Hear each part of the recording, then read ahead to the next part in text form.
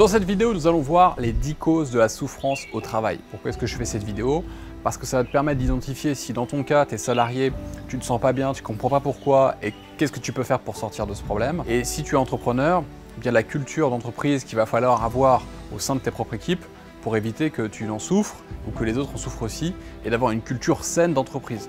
Donc si ça te branche, n'hésite pas à t'abonner à ma chaîne pour recevoir les prochaines notifications lorsque je publie une nouvelle vidéo. Le premier point qui cause une souffrance au travail, c'est le manque de reconnaissance. Tout le monde, absolument tout le monde, a besoin de reconnaissance de la part des autres êtres humains. Moi, j'aime avoir des clients qui sont satisfaits, qui me remercient de les avoir inspirés ou accompagnés vers le succès. On marche tous comme ça, même si tu te dis moi j'ai pas besoin, moi je peux faire mon taf sans qu'on me dise c'est bien, etc. En fait c'est faux. À un moment donné, on a besoin de quelqu'un qui nous dise c'est bien, tu m'inspires, merci. Parce que les humains marchent comme ça en fait. Donc toi non plus, tu ne fais pas exception, tu as besoin de reconnaissance. Alors pratique la reconnaissance envers les autres et tu auras aussi de la reconnaissance envers toi-même. C'est un cercle vertueux qui s'opère très facilement. Deuxième chose qui crée une souffrance au travail, c'est une organisation défaillante.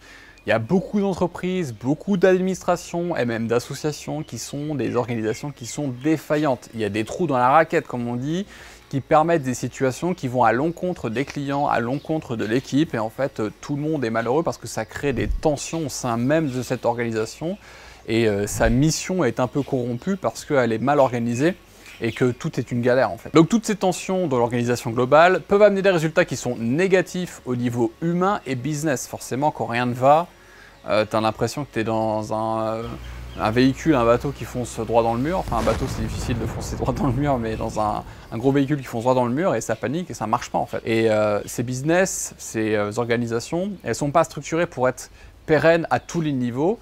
Et la main de l'humain prend le dessus par rapport à la raison d'être de l'entité, ce qui fait que ça peut créer aussi des conflits un peu politiques, des jeux politiques, tout ce que je déteste d'ailleurs hein, dans le salariat. Et même dans l'entrepreneuriat, quand tu as une équipe, on doit être soudé sur la raison d'être de l'organisation. Et si on commence à avoir des petites équipes qui se tirent dans les pattes les uns aux autres parce qu'on n'est plus dans la raison d'être de l'entreprise mais dans des jeux de pouvoir, alors ça c'est vraiment insupportable. Et dans ces organisations-là, il y a aussi souvent un manque de courage et de passage à l'action pour mieux structurer au service des autres, ce qui fait qu'on périclite sur le long terme et après c'est vraiment toute l'organisation qui perd du sens et qui peut même mettre tout simplement la clé sous la porte, sauf si c'est une organisation sous tutelle de l'État ou qui dépend de l'État, mais dans le privé, généralement, ça finit toujours très mal. Troisième cause de souffrance, c'est la pression du résultat. C'est intenable sur la durée d'avoir une pression constante sur le résultat, car toute entreprise connaît des évolutions de marché. Les résultats doivent dépendre de l'ensemble de l'organisation et pas juste d'un pôle en particulier. Et moi, je propose que le focus en termes de résultats, ça peut être aussi évalué autrement qu'en argent, d'avoir d'autres types de résultats. Un taux de satisfaction client, une façon d'organiser l'équipe qui est mise en place ou toute autre chose qui n'est pas forcément liée qu'à l'argent. Parce qu'une culture d'entreprise où la pression des résultats financiers est constante, là aussi, on va tirer le moins bon de l'être humain. Donc je ne conseille pas. Quatrième cause de la souffrance au travail, ce sont les conditions de travail difficiles. Moi, je sais ce que c'est que des conditions de travail difficiles puisque je suis d'une famille de restaurateurs depuis plus de 25 ans. Je connais bien ça, les métiers galères où tu as des horaires qui sont insupportables, où ça demande une présence physique et intellectuelle non-stop, des métiers épuisants. Donc il faut une raison d'être vraiment profonde pour les métiers épuisants physiquement et intellectuellement, sinon burn-out direct. Et ce qui est top avec le web entrepreneuriat que je promeus, c'est qu'on peut concilier à la fois le plaisir, le travail et la qualité de vie. Là tu vois, enfin tu vois pas, je suis pieds nus, tranquillement chez moi, je fais ma petite vidéo dans ma maison, je travaille dans ma maison. Après ce midi je vais aller au resto parce que les restos sont nouveaux ouverts à l'île Maurice, qui est dans un château juste là. Qualité de vie au top, je travaille sans stress, c'est vraiment très agréable et on est loin justement de ces niveaux de souffrance. Cinquième facteur de souffrance, le manque d'ergonomie. Si on a une organisation qui est mal designée, mal pensée ou trop à l'ancienne sur des anciens modes de management, ou tu sais en mode ultra pyramidal, Illuminati. Non je rigole, pyramidal où tu as le grand patron qui dit fais ça et ferme-la en gros, ça aussi ça marche pas et ça cause du stress et de la souffrance.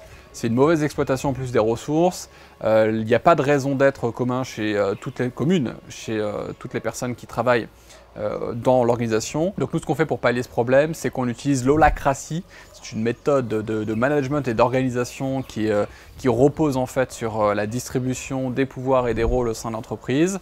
On fera prochainement des vidéos là-dessus. Je le ferai avec Gaël parce que c'est lui qui l'explique le mieux et c'est lui qui l'applique chez nous, qui nous a permis de l'appliquer chez nous.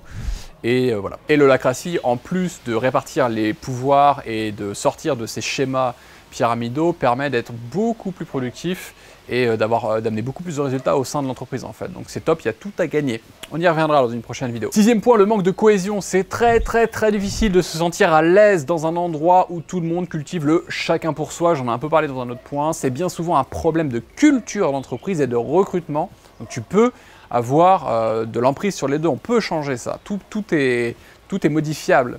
Tout est optimisable. J'ai déjà coaché des entreprises qui étaient florissantes avec des équipes qui étaient en contradiction entre elles. C'est très difficile, tu vois, quand il y a de la résistance et que les choses ne passent pas parce qu'il y a un manque de cohésion et il y a une culture qui n'est pas au clair par rapport à ça. C'est un véritable ralentisseur pour la croissance de l'entreprise et de l'intérieur, c'est assez pénible à vivre pour pouvoir innover et continuer à faire avancer les choses. Donc, pense culture d'entreprise, pense raison d'être et recrute des gens qui veulent bosser avec toi grâce à la raison d'être que tu proposes et pas uniquement d'être auto-centré sur leurs besoins. Septième cause de souffrance au travail, les tâches répétitives. Les tâches répétitives sont aliénantes, ça nous enferme, c'est horrible et ça vient de nous. Eh bien, on le fait depuis l'ère Taylor, avec le Taylorisme et après le Fordisme, pour ceux qui ont fait des cours d'économie, socio-économie. On sait que la division du travail, la création de processus amène des gains de productivité, évidemment, mais il y a aussi un effet pervers parce qu'on devient prisonnier de la structure, on devient prisonnier de ses process et on n'est même plus considéré comme un être humain à part entière, mais comme une machine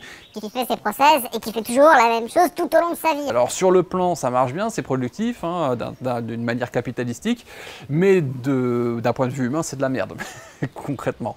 Donc on peut éviter ce genre de travers. Ce qui se passe, c'est qu'en fait, on se retrouve souvent dans des boîtes tellement structurées qu'elles sont complètement immobiles. Et le pire, c'est que les gens au sein de ces hyperstructures sont complètement malheureux.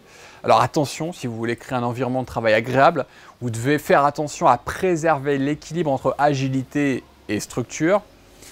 Parce que l'agilité vient toujours en numéro 1 et c'est ensuite la structure qui va soutenir cette agilité. Donc ça ne sert à rien de faire un job où il y a toujours la même chose qu'on doit faire. On peut mettre des processus, des automatisations, des outils. Mais en fait, nous, dans nos métiers, coaching, consulting, infoprenariat, etc., on va vraiment se laisser guider par l'agilité, structurer derrière et peut-être arrêter de faire certaines choses et de les remplacer par des outils ou de l'automatisation. Au numéro 8, la faiblesse des revenus. Pas de revenus, pas d'investissement pour les projets, mauvaise rémunération, énergie de manque partout que tu vas communiquer dans ta boîte ou que ta boîte communique, ça dépend si tu es salarié ou pas. Investir dans la vente et le marketing, c'est ce qui va permettre de corriger le tir à court et moyen terme. Si tu veux des revenus, il faut vendre. Si tu veux vendre, il faut marketer et vendre. C'est aussi simple que ça. Au lieu de cultiver cet état d'esprit de manque, autant se focus sur aller chercher du business et faire du business de qualité. Puis ensuite, tu mets au point une politique de fidélisation avec une livraison de ton produit et ton service qui est vraiment au top, qui crée beaucoup de satisfaction client et un traitement aux petits oignons des clients existants. Et en fait, les clients infidèles sont souvent des clients qui n'ont pas été assez bien traités. C'est un peu l'effet que j'appelle Air France. Tu vois, à chaque fois que je prends Air France, c'est horrible. Au comptoir, c'est horrible. Le service est horrible. Les gens sont pas sympathiques. Ça me coûte toujours de prendre Air France quand je fais des allers-retours France-Maurice.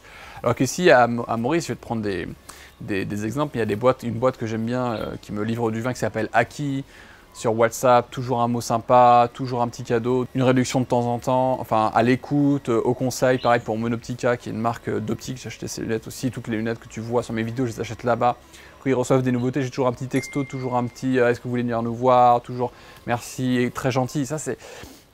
Tu vois ce genre de posture, mais ça fait tellement la différence. Mais quand tu t'appelles Air France et que tu es à moitié sous tutelle de l'État, tu peux te permettre de faire de la merde, mais pas à long terme en fait, parce qu'il y aura toujours le marché qui a raison, et quand on a marre d'être traité comme de la merde, bah, tu changes de crémière tout simplement. Neuvième et avant-dernier point qui cause de la souffrance au travail, c'est l'avenir de l'entreprise. Si on n'a pas de vision partagée par un leader qui incarne l'entreprise, c'est angoissant pour toute l'équipe qui ne sait pas ce qui va se passer et qui ne sait pas ce qui va les attendre pour le futur. Donc moi je propose un pôle innovation qui est essentiel pour continuer à naviguer dans le marché avec confiance. On sait où on va chercher de nouvelles pistes, des nouvelles réflexions. On n'est pas genre, on ne se laisse pas traîner par son destin et on ne sait pas où on ira. Donc il ne faut jamais se reposer sur un seul pilier de revenus et toujours avoir un chantier innovant pour le futur. À l'heure où je fais cette vidéo, on a un chantier de 4 à 5 produits différents et des entreprises différentes aussi, 2 entreprises différentes qui vont sortir d'ici la fin de 2021. Donc au cas où, tu vois, il y a une structure qui peut changer de résultat parce que le marché est plus mature, il y a plus de compétition, etc., etc. Et enfin, 10e et dernier point, c'est le harcèlement, ou en tout cas on va dire tous les comportements toxiques. C'est impossible d'évoluer et d'apporter de la valeur à une organisation quand les relations entre personnes sont toxiques. On ne tire jamais quelque chose de positif avec du harcèlement, des comportements qui n'ont pas leur place et encore moins des résultats chiffrés. Donc ça fonctionne pas. Donc c'est vraiment une attitude à bannir. Encore et toujours, avoir une super culture d'entreprise, ça c'est important, un bon système de management et un recrutement carré pour éviter les personnes toxiques et pour éviter que les personnes deviennent toxiques aussi à cause de l'organisation qui elle-même l'est ou permet de l'être. Donc nous on est vraiment très attentifs là-dessus dans nos recrutements. Toxicité n'existe pas, elle est bannie automatiquement par la raison d'être, notre organisation et notre recrutement.